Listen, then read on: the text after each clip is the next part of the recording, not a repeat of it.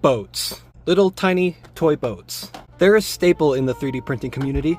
They're known as the 3D Benchy. Now, I've already made a video about them where I try to make the lightest 3D Benchy. Actually, for this video, we'll get to that. But what if we went the exact opposite direction? What if I tried to find the heaviest Benchy? Spoiler, the answer doesn't lie within plastic. But first, I need to find the heaviest filament. And I actually already did that in a short that I made like forever ago. And it turns out that the answer was matte PLA. That's the heaviest filament that I own, at least. So all I had to do is just go and print a Benchy in this matte PLA. And what does a Benchy look like? Well, a boat. So, I look up boat and, what the fetch is this? So the 3D boaty is a bench and the 3D Benchy is a boat. Right. So like all good people, I turned right to Temu to make sure that I could find the most accurate 3D Benchy model ever. And 3D printing's hard. All jokes aside, here is the baseline Benchy, or the benchmark Benchy, the Benchy. Yeah. As it is, this Benchy weighs 11.6 grams. And the obvious first step to getting a super duper heavy Benchy is just ramping up the infill density. As it stands, this boat right here has 15% gyroid infill. This is a pretty standard setting, paired with 2 wall loops. So what if you just completely ramp up the infill density? You get this. Now you may notice this one is a lot more detailed than the other one. I was actually playing with layer heights and found that the thinner the layers were, the more plastic the end result used. It was just by like a fraction of a gram, but it still contributes towards the heaviest Benchy. So if we're following the rules that I made for myself arbitrarily, where it has to be Benchy size, so no scaling up, no nothing, and it has to be 3D printable out of some sort of filament, out of the ones that I own, this is it right here, and it weighs 19.5 grams. So this one is a few grams heavier. It's about like 1.5 of these, I'd say. But it's just not heavy enough. You can set the infill to 100%, but what if you set it to 400%? Let's see, we got our boat here. Sparse infill density, 400%. Print plate. Yes, sir. Send. Guys, I did not expect this to happen.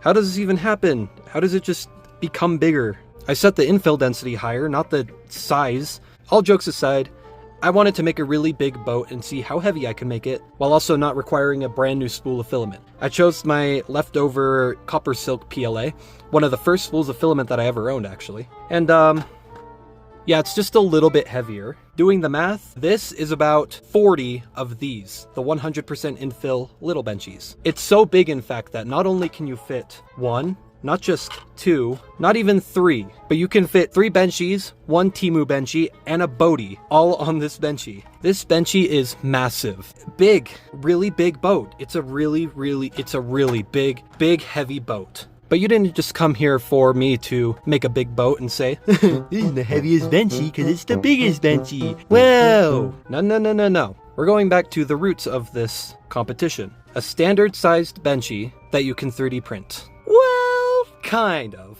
You see, the limitation of 3D printing is that it uses thermoplastic filaments. Now, if you really want it to be super duper heavy, you can get around this by getting those really expensive metal-filled filaments. But that only makes it kind of heavier, just because there is metal in it now, but it's still primarily thermoplastic. And just because I said that the Benchy needs to be 3D printable, doesn't mean that the end result has to be. So here's what I did. I made a 3D Benchy with 1 wall, no infill at all. Basically a ghost Benchy. And I gave it to a friend of mine who kindly asked for one to make me.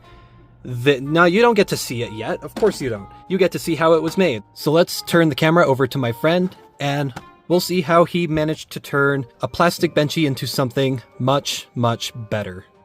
In the quest to make the heaviest Benchy possible, we have to turn away from 3D printing. So this step, I'm going to cast a metal 3D Benchy. So first I had to cast a normal 3D Benchy inside a block of plaster. It's going to be hard to see, but there is a Benchy down in that hole. I was also not very smart and didn't record that part. So the next step is to place it in this furnace, which I have set to 200 degrees Celsius. It's going to ramp up to 200 degrees Celsius for, I think it's an hour. Then it's going to hold that temperature for 2 hours. It's going to ramp up to 300 degrees for another hour. Hold that for 2 hours. Then ramp up to 450 degrees Celsius, where everything should burn out for 3 hours. Hopefully, That'll leave us with a perfectly hollow mold where we can cast a 3D Benchy.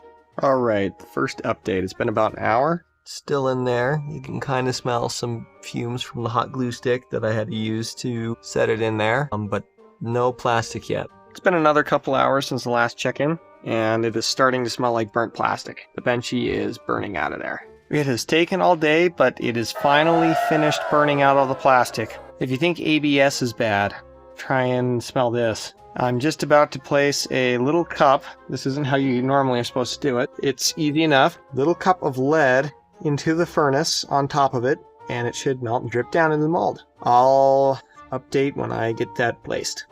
The heating coils are freaking out because it was opened, but hopefully fresh hot lead will be pouring into the mold. If you look in there, it is melting. The last step left is to let that cool, turn off the kiln and let that cool for a while. That's liquid lead. I used a little bit too much. As you can see, it is now completely dark and it is only 227 degrees. And hopefully, if we pull out our mold, should have a successful cast. This is hard to do with one hand. There is a little bit of lead on top. I'm gonna break it open and see what it looks like in there. All right, the moment of truth. Let's see if it turned out good.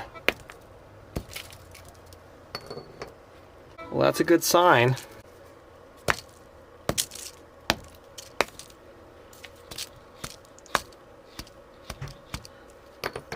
Well, that looks something like a Benchy if I ever did see one. I'm gonna get it the rest of the way cleaned up and I'll be back. If you couldn't already tell, it's the next day and I got this boat finished cleaning up. Looks really cool. You can even see the C3D XYZ and the 3D Benchy on the back. See all the different layer lines casted. Now I'm just gonna ship it off to Bubson Incorporated with care, and that should be it. Wow, what a nifty process. And of course, the video kind of gave it away, but here it is. A genuine lead Benchy. I mean, like, pathetic. This stuff means business. Now, yes, it is made out of lead, which means I probably actually shouldn't touch it very much. Oh, look, they're looking at each other. How nice. Technically, the final product hasn't been 3D printed, but the original mold was. So, technically it counts. A 100% infill lead Benchy. The Lenchy, if you will. Probably don't call it that, actually. Now remember, this thing weighs almost, what was it, like 400 grams? 370 grams. This is the same size as this, which is the heaviest 3D printable Benchy out of conventional plastic, coming in at 19.7 grams. This boat, which is the exact same size, 159 grams. Holy smokes. For perspective, that is pretty much exactly 8 100% infill plastic Benchies. This is equal to 8 of these. They're the same size, but this one weighs 8 times as much. And that means, to make the weight of the big Benchy, I would only need just over 2 of these. Look, even if you size it up a little bit and add legs to it, it doesn't even come close. Come on, thermoplastics, what are you doing? Get on lead's level. And this got me thinking, what else could you theoretically 3D print and then make a mold out of and then cast out of metal, right? Like, if you could just do this, then you can use that instead of like a metal 3D printer, because those are kind of, expensive. You can just cast it out of metal without having to go and buy the part or whatnot. And this could be extremely useful if the part isn't being made anymore, say, in like a really old car. So the lead Benchy actually has potential. Not the Benchy itself, but the way it was made. I mean, it's so good, you can even see all the layer lines and the bottom, like the textured PEI plate that the original Benchy was printed on, right? Like, isn't that so cool? So I'm geeking out, I'm showing off my lead Benchy, kind of a selfish segment, I know. But I also want this to act as a challenge. If you are a 3D printing YouTuber, or even if you're not and you just want to make a video, I want you to make a Benchy heavier than this. Heavier than 159.1 grams. That is the exact same size of a standard Benchy, no scaling up or down, and I want you to send me a video of you making it and showing it off. I want you to make a Benchy heavier than the lead Benchy. And just for funsies, make some really big ones too, because I think they're really fun, and I think the entire world would be better off if we all had a really big Benchy lying around. Seriously, this thing is so awesome, it's so fun. But yeah, that's really all I have for you. Again, huge thanks to my friend. This is a really cool project, and it's really funny seeing something like that materialize, because you just would not expect a 3D Benchy to be made out of lead. If you like the video, you should leave a like. You should also subscribe to my channel, because if you don't, then I'm gonna print ABS in your room, and it's gonna be lead filled too. But no, it's a lot of fun here. I think you should subscribe because you get to see more stuff like this, and you should also leave a comment, whether it's positive or negative. I don't really care. It's engagement, so you should leave one. And yeah, bye.